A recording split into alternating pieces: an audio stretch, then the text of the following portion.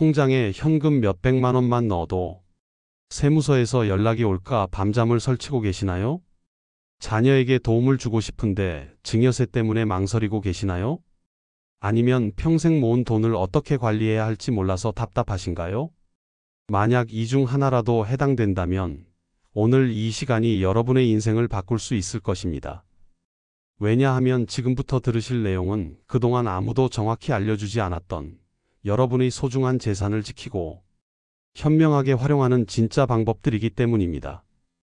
저는 지난 30년간 은행에서 일하며 수천 명의 어르신들을 만나온 김찬호입니다. 현재는 은퇴 후 개인 재정 상담소를 운영하고 있습니다. 그동안 제가 만난 분들 중에는 정말 억울한 일을 당하신 분들이 많았습니다. 불과 지난달에도 이런 일이 있었습니다. 경상도에 사시는 71세 박정수 어르신은 평생 농사를 지으며 모은 돈 800만 원을 손자 대학 등록금으로 도와주려고 통장에 입금했습니다. 그런데 며칠 뒤 갑자기 세무서에서 전화가 왔습니다. 돈의 출처를 증명해달라는 것이었습니다. 어르신은 그 자리에서 다리가 풀려 주저앉을 뻔했다고 하셨습니다. 평생 성실하게 살아온 분이 갑자기 의심받는 기분이라며 눈물을 흘리셨습니다. 내가 뭘 잘못했다고 이런 일이 생기나 하시면서 말이죠. 하지만 여기서 가장 안타까운 것은 어르신이 전혀 잘못한 일이 없다는 사실입니다. 단지 현재 우리나라의 금융 시스템과 세무 제도에 대해 정확히 모르셨을 뿐입니다. 만약 미리 알았다면 이런 당황스러운 일은 전혀 일어나지 않았을 것입니다.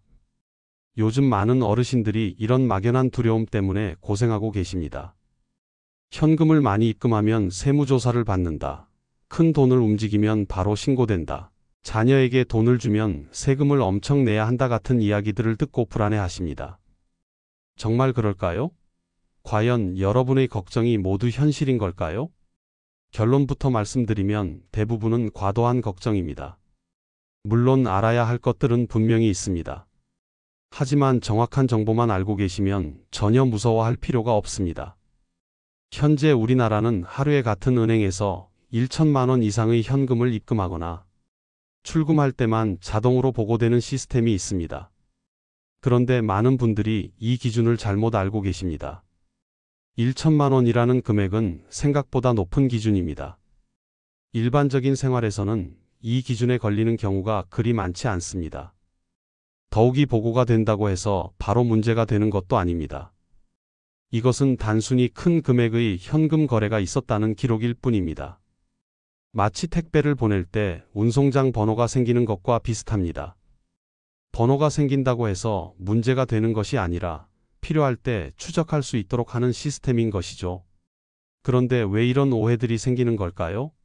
가장 큰 이유는 정확한 정보를 알려주는 사람이 없기 때문입니다. 은행 직원들도 바쁘고 세무 전문가들은 복잡한 용어로 설명해서 이해하기 어렵습니다. 그래서 주변에서 듣는 불안한 이야기들만 머릿속에 남게 되는 것입니다. 하지만 오늘 이 시간만큼은 다릅니다. 제가 여러분의 눈높이에 맞춰서 쉽고 정확하게 설명해 드리겠습니다. 복잡한 법률 용어 대신 일상의 언어로, 딱딱한 이론 대신 실제 사례로 말씀드리겠습니다. 특히 요즘은 자녀들을 도와주고 싶어 하시는 부모님들에게 정말 반가운 소식이 있습니다. 이전에는 자녀에게 10년간 5천만 원까지만 세금 없이 증여할 수 있었는데 지금은 상황이 완전히 달라졌습니다. 결혼을 앞둔 자녀에게는 기본 5천만 원에 추가로 1억 원까지, 총 1억 5천만 원까지 세금 걱정 없이 도움을 줄 수 있게 되었습니다. 출산을 앞둔 자녀에게도 마찬가지입니다. 이것은 정부에서 결혼과 출산을 장려하기 위해 만든 제도입니다. 신랑, 신부 양쪽 부모님이 모두 도움을 주신다면 어떻게 될까요? 무려 3억 원까지도 가능합니다. 이것은 정말 큰 변화입니다. 하지만 아직도 많은 분들이 이런 혜택이 있다는 것을 모르고 계십니다. 제가 상담했던 또 다른 사례를 말씀드리겠습니다. 부산에 사시는 68세 최순자 어르신은 딸의 결혼을 앞두고 도움을 주고 싶어 하셨습니다. 하지만 증여세가 무섭다는 주변 이야기 때문에 망설이고 계셨습니다. 그래서 제가 새로 바뀐 제도에 대해 설명해 드렸더니 어르신이 깜짝 놀라시더군요. 정말 1억 5천만 원까지 세금 없이 줄 수 있다고요? 하시면서 믿기 어려워하셨습니다. 그만큼 좋은 제도인데도 잘 알려지지 않은 것이 현실입니다. 하지만 여기서 중요한 것은 이런 혜택을 받으려면 정확한 방법을 알아야 한다는 것입니다. 무작정 큰 돈을 한 번에 주면 오히려 문제가 될 수 있습니다. 언제, 어떻게, 얼마씩 나누어서 주어야 하는지, 어떤 서류를 준비해야 하는지 등을 정확히 알고 진행해야 합니다. 또한 평소 현금을 관리할 때도 몇 가지 원칙만 지키면 전혀 걱정하지 않으셔도 됩니다.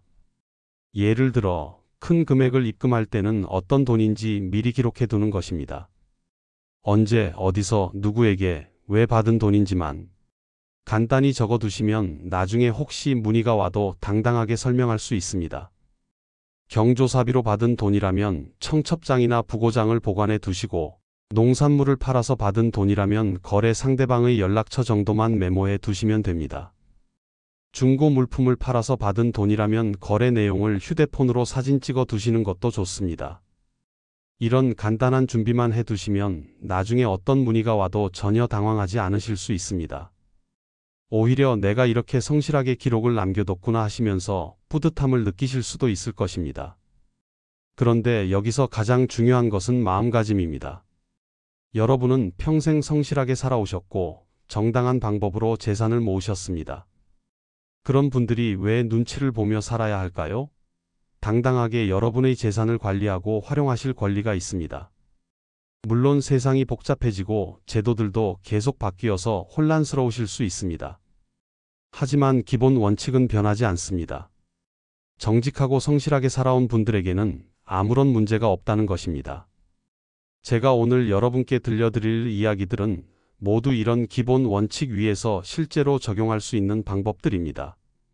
복잡한 법 조항이나 어려운 계산식은 없습니다. 여러분의 일상생활에서 바로 써먹을 수 있는 실용적인 지혜들입니다. 예를 들어 손자, 손녀 교육비를 지원할 때는 어떻게 하는 것이 가장 좋은지, 자녀가 집을 살 때 도움을 주려면 어떤 방법이 세금 부담이 적은지, 현금으로 큰 물건을 살 때는 어떤 점을 주의해야 하는지 같은 것들 말입니다. 또한 만약 정말로 세무서에서 연락이 오더라도 어떻게 대응해야 하는지도 알려드리겠습니다. 당황하지 말고 차분하게 준비해서 설명드리면 아무런 문제가 없다는 것을 실제 사례를 통해 보여드리겠습니다. 여러분 중에는 나는 이미 나이가 많아서 이런 복잡한 것들을 배우기에는 늦었다고 생각하시는 분도 계실 것입니다. 하지만 전혀 그렇지 않습니다. 인생의 후반부야말로 그동안 쌓아온 지혜와 경험을 바탕으로 더욱 현명하게 재산을 관리할 수 있는 시기입니다. 실제로 저에게 상담을 받으러 오시는 분들 중에는 80이 넘으신 분들도 많습니다. 그분들도 새로운 정보를 배우시고 적용해서 훨씬 편안한 노후를 보내고 계십니다. 나이는 숫자일 뿐입니다.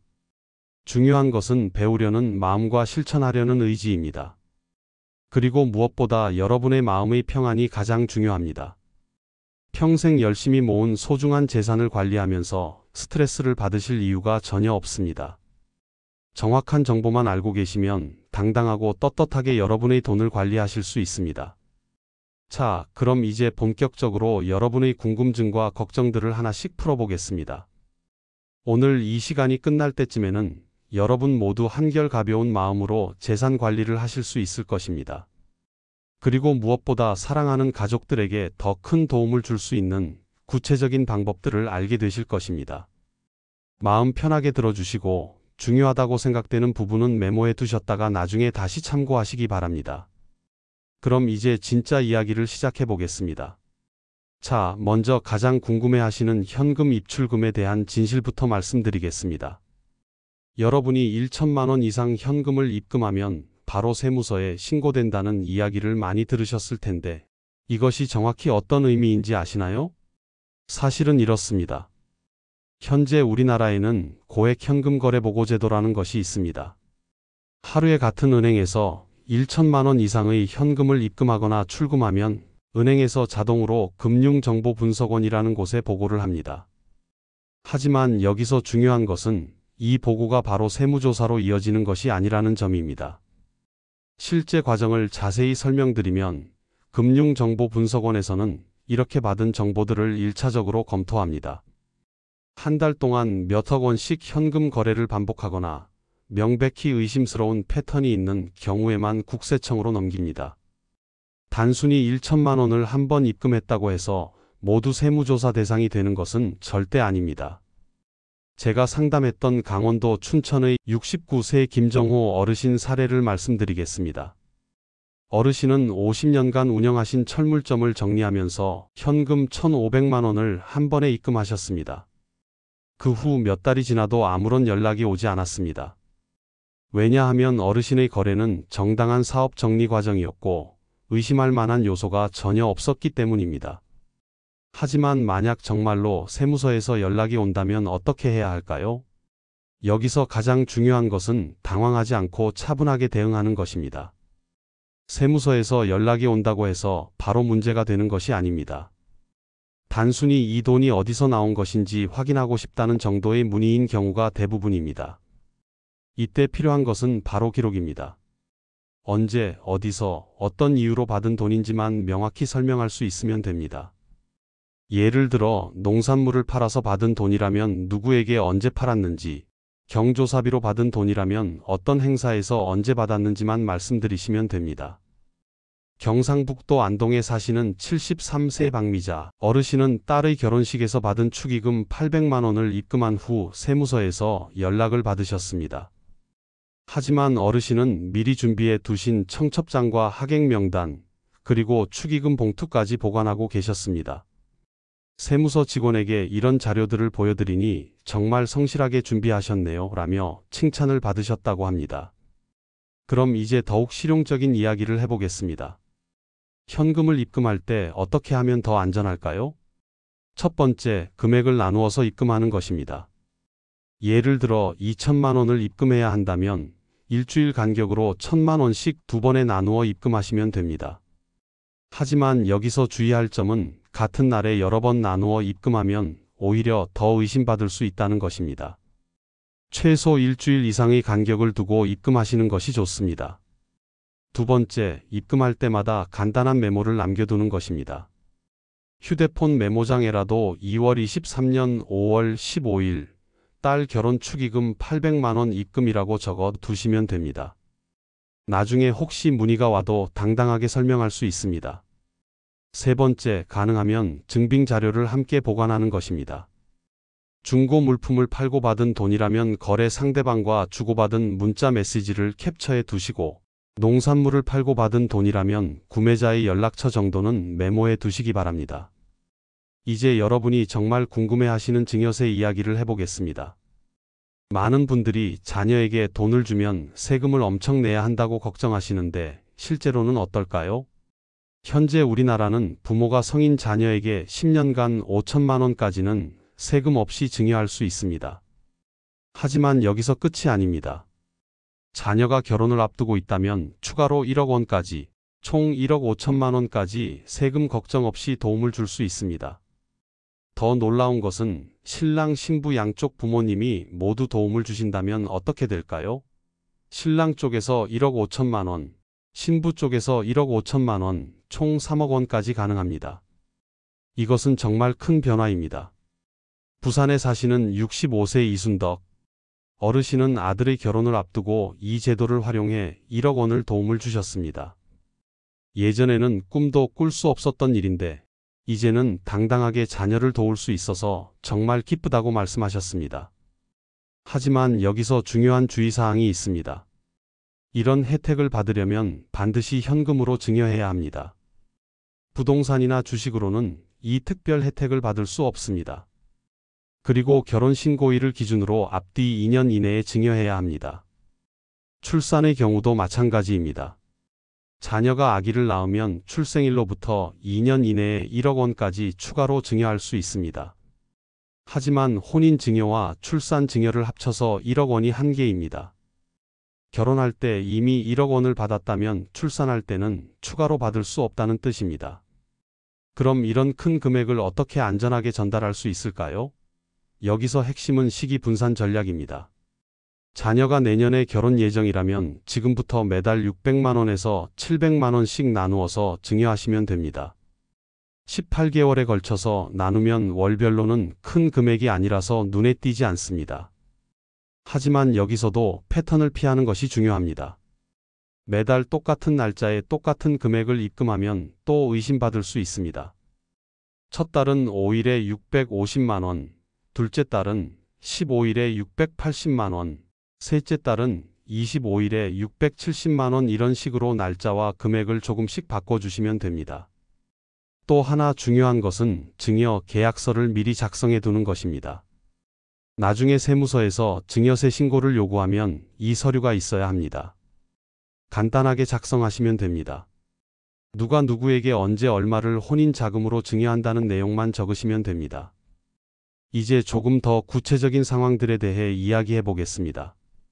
만약 여러분이 개인 사업을 하시거나 했었다면 어떤 점들을 주의해야 할까요?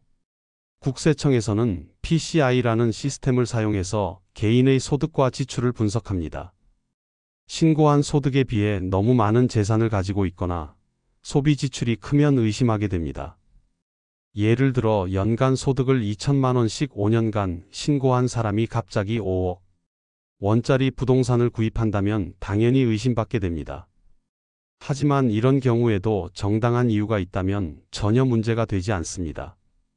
부모님께 증여받은 돈이라면 증여세 신고 내역을 오랫동안 모아둔 돈이라면 적금 통장이나 현금 보관 기록을 보여드리면 됩니다.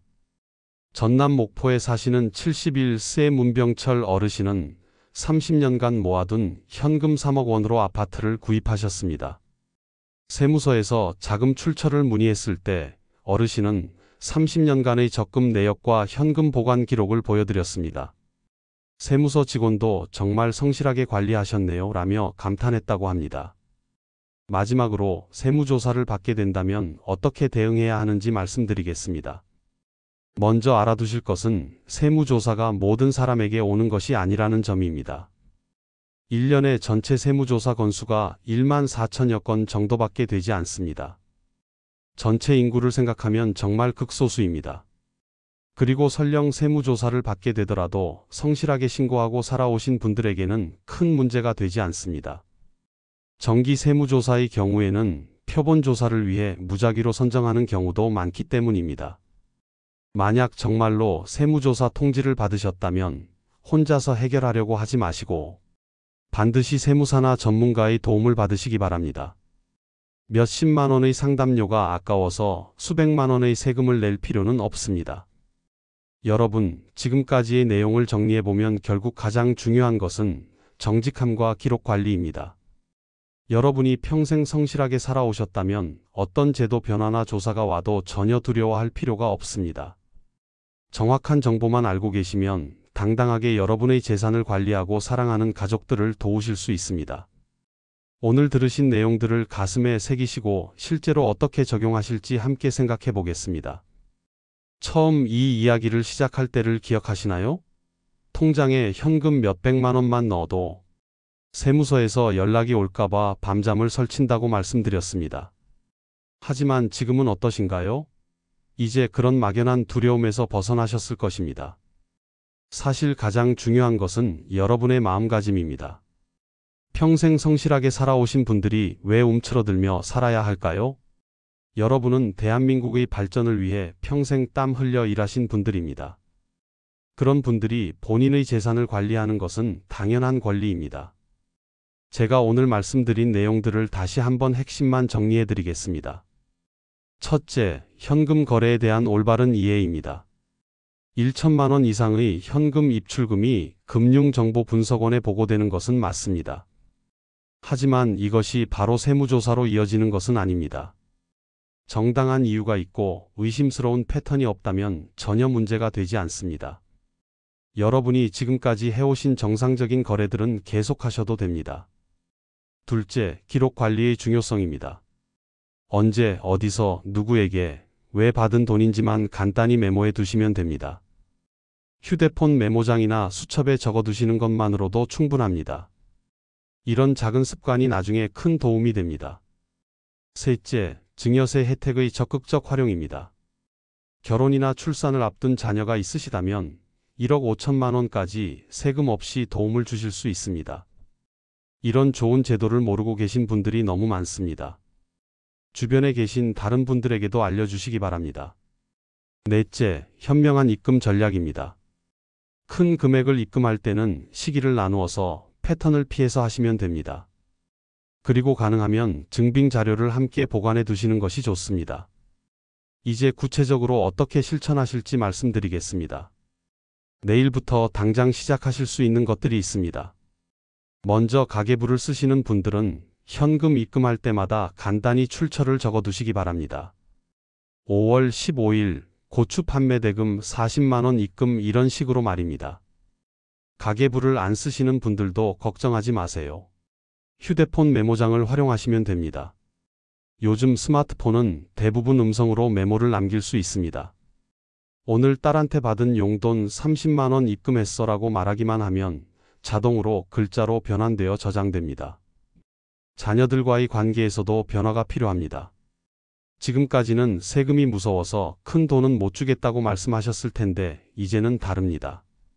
네가 결혼할 때는 1억 5천만 원까지 세금 없이 도와줄 수 있단다라고 당당하게 말씀하실 수 있습니다. 하지만 여기서 한 가지 당부드리고 싶은 것이 있습니다. 아무리 좋은 제도라도 무작정 사용하시면 안 됩니다. 자녀가 정말 필요로 할 때, 올바른 목적으로 사용할 때 도움을 주시기 바랍니다. 돈의 소중함을 알고 감사할 줄 아는 자녀로 키우는 것이 더 중요합니다. 그리고 또 하나 중요한 것은 전문가와의 상담입니다. 큰 금액의 증여를 계획하고 계시다면 반드시 세무사와 상의하시기 바랍니다. 제가 오늘 말씀드린 것들은 기본적인 내용이고 개별 상황에 따라서는 더 세밀한 계획이 필요할 수 있습니다. 이제 여러분의 삶이 어떻게 달라질지 상상해 보시기 바랍니다. 더 이상 은행에 갈 때마다 불안해하지 않으셔도 됩니다. 현금을 입금할 때마다 혹시 문제가 될까? 하고 걱정하지 않으셔도 됩니다. 자녀들을 도와주고 싶을 때 세금 때문에 어떻게 하지? 하고 망설이지 않으셔도 됩니다. 요즘 많은 어르신들이 잘못된 정보 때문에 불안해하고 계십니다. 여러분이 오늘 배우신 올바른 정보를 나누어 주신다면 그분들도 마음 편하게 사실 수 있을 것입니다. 작은 실천이 큰 변화를 만들어냅니다. 마지막으로 가장 중요한 메시지를 전해드리고 싶습니다. 여러분은 충분히 존중받을 자격이 있는 분들입니다. 평생 성실하게 살아오셨고, 가족을 위해 희생하셨고, 사회를 위해 기여하셨습니다. 그런 분들이 본인의 재산을 당당하게 관리하고 활용하는 것은 당연한 권리입니다. 앞으로는 두려움 대신 자신감을 가지시기 바랍니다. 걱정 대신 계획을 세우시기 바랍니다. 망설임 대신 실천을 하시기 바랍니다. 여러분이 든든한 재산이 여러분과 가족들의 행복한 미래를 만들어갈 것입니다. 오늘 이 시간을 통해 여러분의 노후가 더욱 평안하고 당당해지기를 진심으로 바랍니다. 그리고 사랑하는 가족들과 더욱 풍요로운 시간을 보내시기를 기원합니다. 감사합니다.